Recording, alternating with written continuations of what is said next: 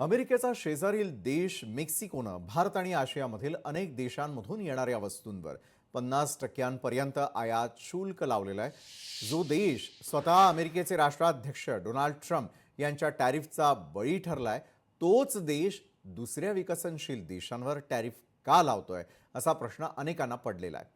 मेक्सिकोच्या सिनेटनं ज्या देशांशी मेक्सिकोचा कोणताही मुक्त व्यापार करार नाही अशा देशांमधून येणाऱ्या अनेक प्रकारच्या वस्तूंवर टॅरिफ वाढवण्यास मंजुरी दिली आहे। यामध्ये भारत, चीन, दक्षिण कोरिया, थायलंड, इंडोनेशिया आणि व्हिएतनाम यांसारख्या देशांचा समावेश आहे। हे नवीन टॅरिफ धोरण 1 जानेवारी 2026 पासून लागू होईल आणि या धोरणांतर्गत काही वस्तूंवरील टॅरिफ 50% पर्यंत वाढेल, तर बहुतांश वस्तूंवरील वाढ सुमारे 35% पर्यंत मर्यादित राहणार आहे। मेक्सिकोनं जाहीर केलेले नवीन टॅरिफ हे 1 जानेवारी 2026 पासून लागू होणार आहेत।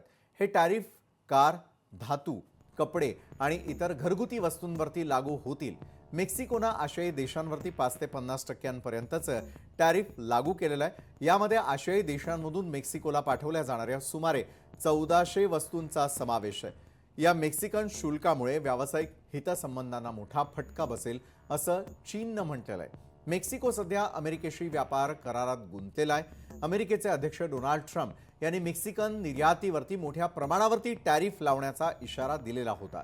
आता मेक्सिकोनं चीन विरुद्ध 50% शुल्क लावण्याची घोषणा केली आहे आणि त्यामुळे अमेरिकेमध्ये चीनची निर्यात रोखण्याचे ट्रम्प यांचे प्रयत्न यशस्वी होत आहेत असं मानलं जात आहे। चीन अमेरिकेच्या करारांपासून वाचण्यासाठी मेक्सिकोचा वापर करू शकतो। या करारांपासून वाचणं हा त्यांचा मूळ उद्देश आहे असं देखील अमेरिकेचं म्हणणं आहे। टॅरिफच्या मुद्द्यावरती ट्रम्प यांच्या वाढत्या दबावानंतर मेक्सिकोनं अमेरिकेशी व्यापार करार करण्यासाठी प्रयत्नांचा वेग वाढवलाय।